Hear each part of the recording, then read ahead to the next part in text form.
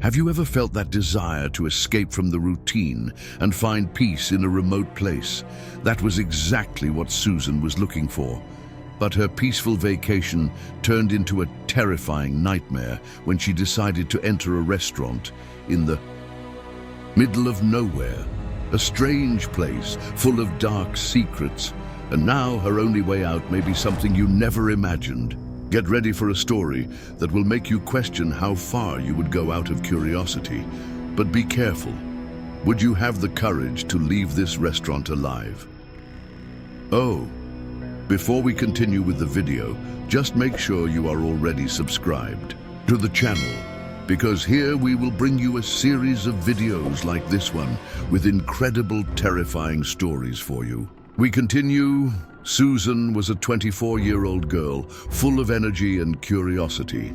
Born and raised in the big city, her routine was always full of noise, traffic, and endless commitments. But deep down, she longed for something simpler, something that would give her a sense of freedom. That's why, when the chance to take a break from work arose, Susan decided to spend her vacation in a rural region, far from everything and everyone. She had always been fascinated by the idea of disconnecting, of exploring remote places where time seemed to pass more slowly. She chose a small town in the countryside, surrounded by vast fields and hills, and booked a stay at a charming inn. Her idea was simple: to walk, breathe fresh air, and experience life like the locals. With her brown hair tied back in a ponytail and a light backpack on her back, Susan set off every morning to explore the surroundings of the small town. She loved observing the details, the grains swaying in the wind in the fields, the soft babbling of streams, and the distant sound of cattle on the farms. It was a completely different world from the one she knew, and she was enchanted. But at the same time, there was something about her that couldn't be ignored. An intense, almost stubborn curiosity about places and things that seemed hidden or little explored. Susan didn't like to follow only the paths marked on the map. Whenever she saw an isolated trail or an old building, she felt irresistibly drawn to investigate them. One warm afternoon, as the sun began to set, Susan came across something that caught her attention. As she walked along a dirt road, she spotted an old weathered sign with faded letters that read, "Farmhouse Restaurant, Open." The sign was swinging in the wind, attached to a leaning wooden post. There was nothing else around except fields and a few scattered dry trees. Susan looked at her watch. It was late afternoon, and she was starting to feel hungry. She thought to herself, why not? It must be one of those rustic places with delicious home-cooked food. Besides, it seemed so mysterious. That last word brought a smile to her face. I loved a bit of mystery. Without hesitation, Susan decided to follow the dirt road towards the restaurant. She didn't know it, but that simple detour would be the beginning of something that would change her life forever. As Susan followed the dirt road towards the restaurant, the scenery around her seemed to come out of an old painting. The orange sky of the sunset painted the hills in the distance with golden tones, and the gentle wind made the dry leaves dance along the path. She walked slowly, appreciating every detail of the landscape, as if she wanted to keep those images in her memory forever. The road was lined with old wooden fences, some already falling apart, and beyond them, open fields that seemed to stretch out endlessly. On the horizon, she could see an abandoned barn, its structure almost crumbling, as if it had been forgotten by time. Susan stopped for a moment to observe it, imagining the stories that this place could hide. Perhaps it had once been a vibrant point of life, full of animals and workers. Now it was just silence and shadow. As she walked, she began to notice that the road seemed increasingly deserted. There were no cars, no people, only the sound of her own footsteps crunching against the pebbles on the ground and, occasionally, the distant call of a crow. Despite the apparent tranquility, Susan felt a slight pang of unease. It was the kind of silence that seemed heavy, as if the environment itself was waiting for something to happen. She tried to push the thought away, convincing herself that it was just her imagination, fueled by the somewhat gloomy scenery. After all, wasn't that what she was looking for? The thrill of exploring the unknown. When she finally spotted the restaurant, Susan stopped. It was a peculiar building, almost hidden among twisted trees. The facade was made of dark wood, with small windows and a sloping roof. The lights were on, but they glowed dimly, almost as if they didn't want to attract too much attention. Outside, a small porch with rocking chairs completed the rustic look, although there was something strange about the place. She noticed that there were no other cars or any sign of movement. Still, Susan's curiosity got the better of her. The restaurant seemed to be inviting her, as if it was waiting just for her. As she took her first steps toward the entrance, she caught a last glimpse of the surrounding landscape. The sun was already beginning to disappear behind the hills, dyeing the sky a deep purple. The road she had come on seemed longer and more isolated now. And it was at that moment that a cold breeze blew past her, lifting her hair and making her shiver slightly. Susan pressed her lips together and took a deep breath.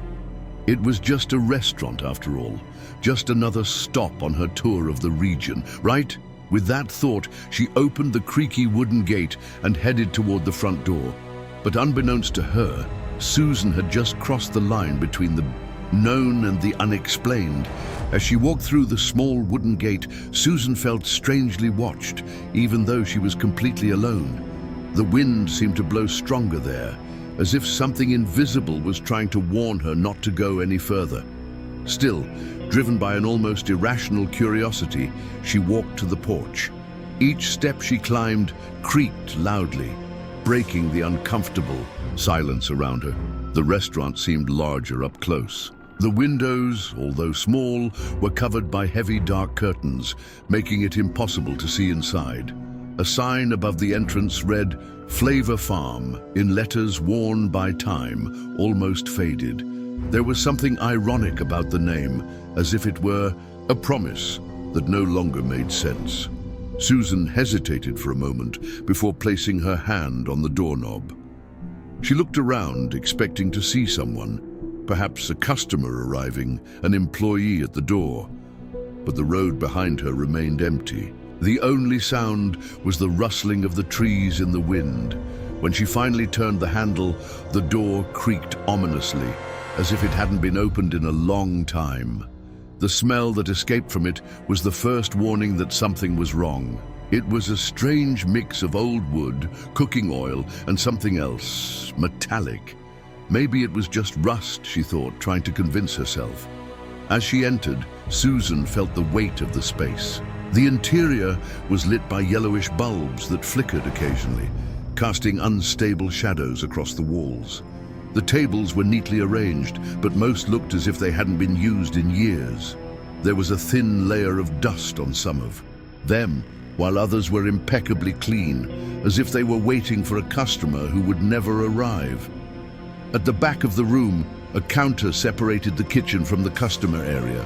Behind it, a thin, gray-haired man with a tired expression was mechanically cleaning a glass with a grimy cloth. He didn't look at Susan right away, but he seemed perfectly aware of her presence. "Good evening," she said, forcing a smile as she took a hesitant step inside. The man looked up slowly, as if the simple act of looking at her was an enormous effort. His eyes were deep-set, almost dull, but there was something about them that made Susan feel a chill. He studied her for a moment before answering, "Good evening. Welcome." His voice was hoarse, almost slurred, as if it wasn't used often. Susan tried to ignore the feeling of discomfort. She approached the counter, observing the details around her. There were old paintings hanging on the walls, depicting bucolic landscapes that clashed with the heavy atmosphere of the place. But What caught her attention the most was the absolute silence. "Is it working?" she asked, trying to sound casual. The man shrugged. "We're always here." The ambiguous answer left her disconcerted. But before she could ask anything else, he gestured for her to sit at one of the clean tables. Susan obeyed, although the idea of remaining there was increasingly uncomfortable. Sitting down, she noticed details that she had not noticed before. There were strange marks on the walls, as if someone had scratched the wood with their nails. The floor, although apparently clean, had dark stains that did not appear to be just dirt. The man brought an old menu, its pages yellowed and slightly glued together with age. When Susan opened it, something curious happened. The options were vague with no detailed descriptions, just names like house dish or farm special. Nothing said exactly what she was ordering. As she pondered what to do, Susan felt again that uneasy feeling of being watched. But this time, it didn't seem to come just from the man behind the counter. It seemed to come from everywhere. From the shadows, from the walls, maybe even from the restaurant itself. And for the first time, Susan began to wonder if she had made a mistake in coming here. Susan, sitting at that uncomfortably clean table, stared at the menu with growing unease. The options seemed carefully planned so as not to reveal too much. House dish, farm special, nighttime delight. No descriptions, no ingredients listed, just names that were more confusing than helpful. She looked at the man behind the counter, who was now watching her silently. His gaze was piercing, almost challenging, as if he wanted to see how far her courage would go. Susan tried to hide her anxiety, and with a slightly trembling voice asked, "What do you recommend?" The man smiled slightly, but it wasn't a warm smile. It was almost predatory. "The house dish is always special," he said, dragging out the words, as if each syllable had a hidden meaning that she couldn't quite understand. Susan hesitated. Something about the way he spoke made her skin crawl, but she didn't want to seem rude or to give the impression that she was afraid. After all, it was just a restaurant. "Okay, I'll have the house dish then." The man nodded without saying anything else and disappeared into the kitchen. As soon as he walked through the door, the room seemed to grow even quieter, as if even the wind outside had stopped blowing. As she waited, Susan looked around, trying to ignore the growing feeling of unease. The place had a strange atmosphere, as if it were a stage set for a show that hadn't yet begun. The marks on the walls, the stains on the floor, the unstable lighting. Everything seemed to tell a story she didn't want to hear. Suddenly, a sound broke the silence, a metallic noise coming from the kitchen, like a knife scraping against something hard. Then the sound of running water, and then slow footsteps. Susan felt her heart race. When the man returned, he was carrying a tray with a metal dome covering the plate.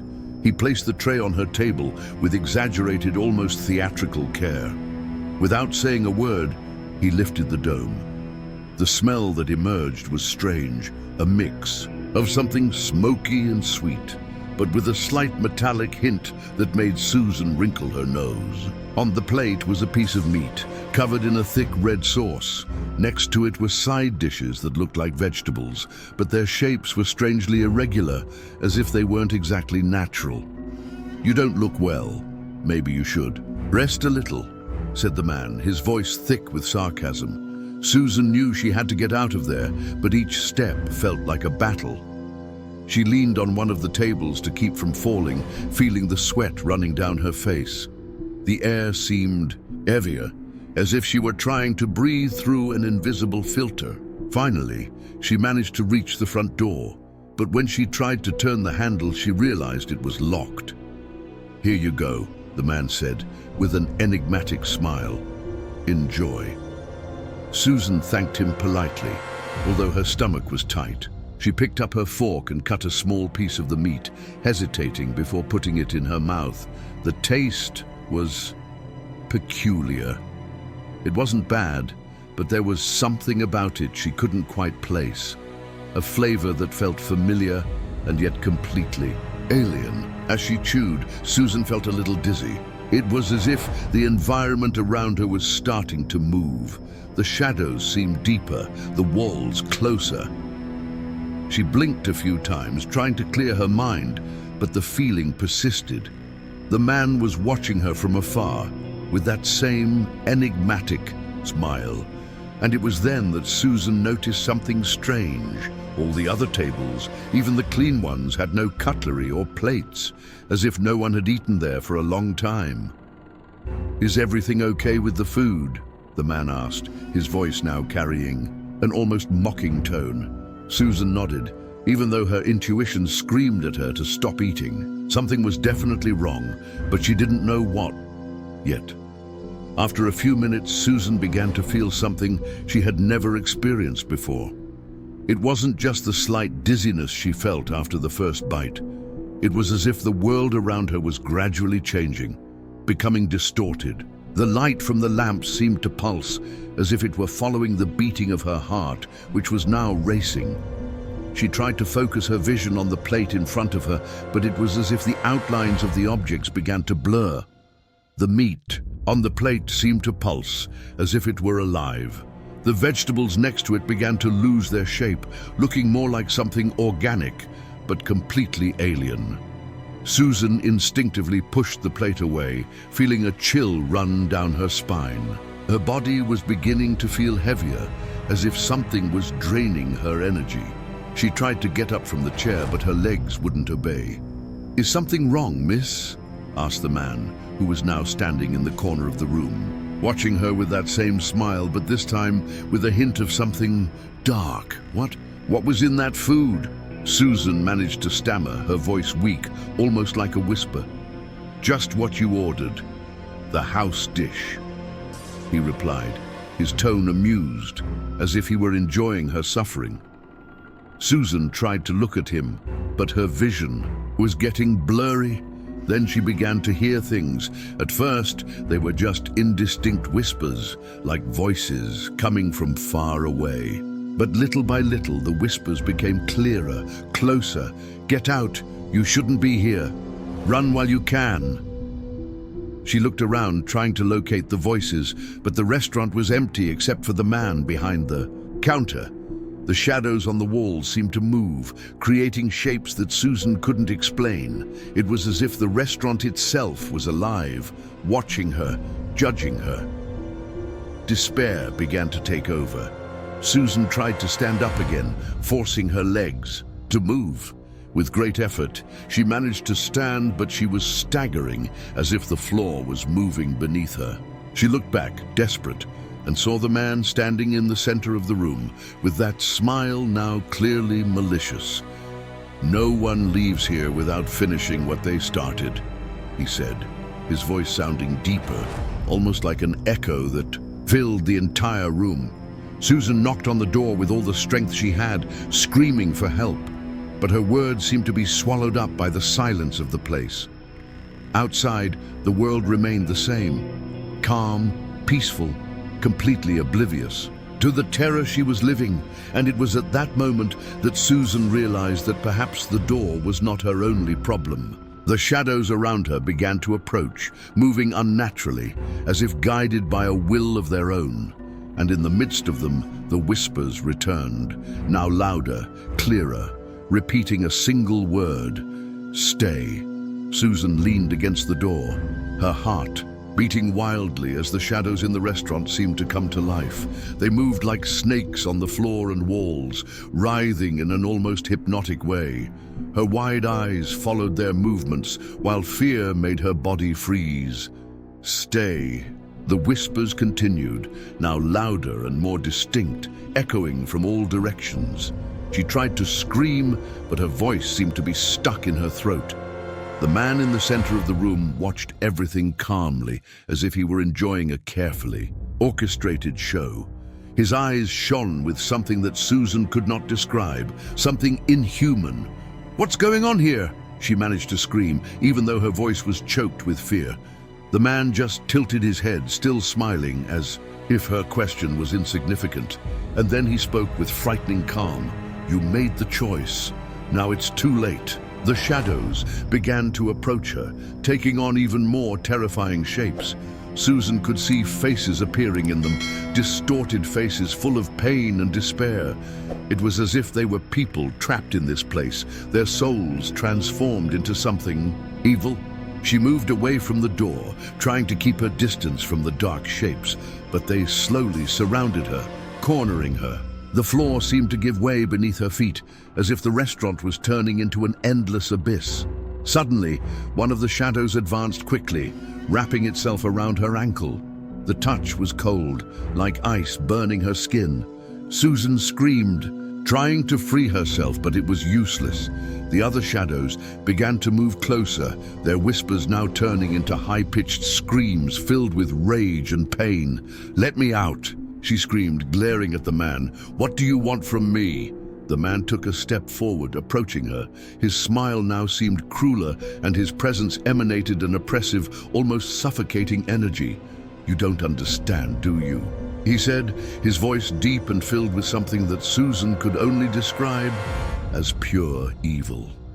"This place feeds on those who lose themselves, and you, my dear, are already lost." Susan began to cry, her body shaking uncontrollably. But in the midst of her panic, something inside her refused to give up. She knew that if she let the shadows take her, she would never get out of there. With a desperate scream, she used all the strength she had to free herself from the shadow holding her ankle. She managed to take a step back, stumbling over a chair, but she was still surrounded. The shadows were everywhere, getting closer and closer, almost touching her skin. She looked around desperately, searching for anything that could help her. It was then that she noticed something strange. On the counter, an old wall clock showed the same time since she had entered, 3:33. Susan didn't know why, but that detail made her even more terrified. It was as if time had stopped in that place, as if she was trapped in a reality that didn't follow the rules of the world she knew. But despite everything, she knew she had to fight. She had to find a way out. As the shadows advanced, she began to plan her next move, even though her chances seemed slim. So, have you ever heard of horror stories in a restaurant? Leave a comment with what you know about it and if you believe in these stories. Continuing, Susan kept her eyes fixed on the clock above the counter.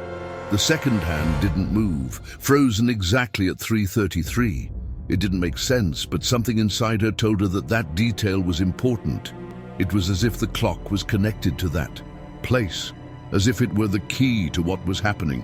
The shadows continued to approach, their forms now more grotesque and defined. Each one carried a look of suffering, as if they were trapped souls, condemned to wander in this place. Susan backed up to the counter, desperately searching for something she could use as a weapon. That was when her fingers touched a metal object, an old-fashioned letter opener with a thin, sharp blade.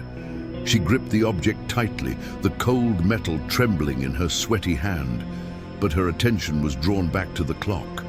Something on the face seemed to change. The numbers began to fade, like ink running down a canvas, revealing ancient inscriptions, symbols that Susan had never seen before. "You're starting to understand, aren't you?" The man's voice echoed behind her, almost like a whisper, but filled with a cruel tone. She turned to face him, the letter opener tightly gripped, but the man didn't seem threatened. In fact, he seemed more interested in her reaction, as if he were enjoying her despair. "What does this clock mean?" she asked, her voice firm despite her fear. "It's the heart of this place," he replied, taking a step toward her, "and like any heart, it needs something to keep beating." Susan felt the ground tremble slightly beneath her feet. It was as if the restaurant was alive, reacting to what the man was saying. The shadows around them stopped moving for a moment, as if they were waiting for something, and their whispers faded. She looked at the clock again. The inscriptions glowed, a dark red, almost like fresh blood. It was frightening, but at the same time, there was something mesmerizing about it. Susan felt a strange connection, as if the clock was trying to tell her something. "If I break it, will it all end?" she asked, trying to hide the tremor in her voice. The man laughed, a cold, sharp sound. "Do you really think it's that simple?" he asked. "This clock isn't just an object, it's a door, and once it's open, it can't be closed so easily." Susan gripped the letter, open it tighter, determined to try. If the clock was so important, then she had no other choice. With a cry of determination, she climbed up onto the counter, ignoring the shadows that were moving again, and aimed the blade at the clock face. "Stop!" the man's voice echoed, louder now, almost like a roar. But Susan didn't hesitate. She drove the letter opener into the center of the clock, right where the hands met. The restaurant seemed to explode into chaos. The lights flickered violently, the shadows screamed in unison as if in pain, and the floor shook more intensely. Susan held onto the counter as the clock began to crack, releasing thick, dark smoke. But instead of relief, she felt even greater fear, because by breaking the clock, something was being released, something far more dangerous than the shadows that surrounded her. And deep down, she knew she had just triggered something that should never have been disturbed. As soon as Susan plunged the blade into the clock, the sound that echoed through the restaurant was deafening, like a scream of pain coming from the bowels of the place. The glass of the dial shattered into thousands of pieces, and thick black smoke began to escape, filling the room with an oppressive darkness. Susan jumped from the counter, coughing and trying to push the smoke away with her hands. But it wasn't just smoke. It was something alive, something charged with an energy so heavy that it made the air around it vibrate. She felt her skin crawl, as if the very presence of that something was draining her life force. "What did you do?" the man shouted now, without the cruel smile. For the first time, he looked scared. Susan barely had time to process his words. The smoke began to condense, forming a tall, sinister figure in the center of the restaurant. It was a presence that exuded pure hatred and malice. The figure had eyes that glowed red, like embers in the darkness, and a body that seemed to blend into the shadows around it. Finally, a deep, guttural voice echoed, filling the entire space. It was the figure, now looking directly at Susan. "After so long, I am free." Susan stepped back, her heart racing. The energy of that thing was suffocating, almost impossible to bear. The man, who before seemed in control of everything, was now paralyzed, staring at the figure with an expression of pure terror. "This shouldn't have happened," he murmured, his voice trembling. "What is this?" Susan screamed, trying to understand what she had released. "You freed what the clock kept trapped," the man replied, still without taking his eyes off the figure. "Something much worse than the shadows." The figure laughed, a sound that seemed to echo directly in Susan's mind, causing a throbbing pain. "You played with forces you do not understand," said the figure, his voice full of contempt. "Now this place belongs to me, and everyone here, too." Susan felt the ground shake again, but this time it was different. The restaurant seemed to be transforming, the walls twisting, the ceiling disappearing into endless darkness. The shadows around her seemed to bow before the figure, like servants before their master. She looked at the man, hoping he had some solution, but he just shook his head in resignation. "There's no way out of this," he said. "This place is an extension of him now." But Susan refused to accept it. Despite the overwhelming fear, something inside her refused to give up. She looked around, searching for something, anything, that could help her get out of here. It was then that she noticed a door at the back of the restaurant, one that hadn't been there before. The figure noticed it too, its red eyes narrowing as it turned toward her. "You won't escape," he said, his voice booming like thunder. Susan knew that door was her only chance. Without thinking twice, she ran, ignoring the shadows that tried to grab her and the man's screams. The air seemed to get heavier with each step, as if something was trying to stop her from reaching the exit.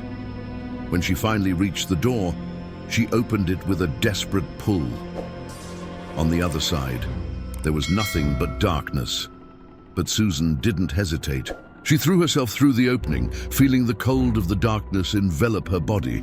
Behind her, the sound of the figure roaring in fury echoed, followed by the noise of the restaurant collapsing, and then everything went silent. Well, we're already unraveling more and more of this story, but before I continue, I realize that you still haven't liked this video, which is very important for YouTube to help promote our content. So leave your like on this video, which is free, okay? We move forward. When Susan stepped through the door, everything around her disappeared.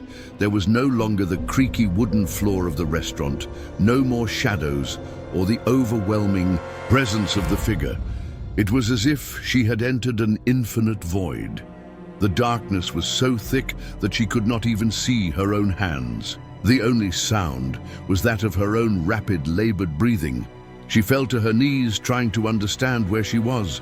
The air there was cold, but not like the cold of a winter night.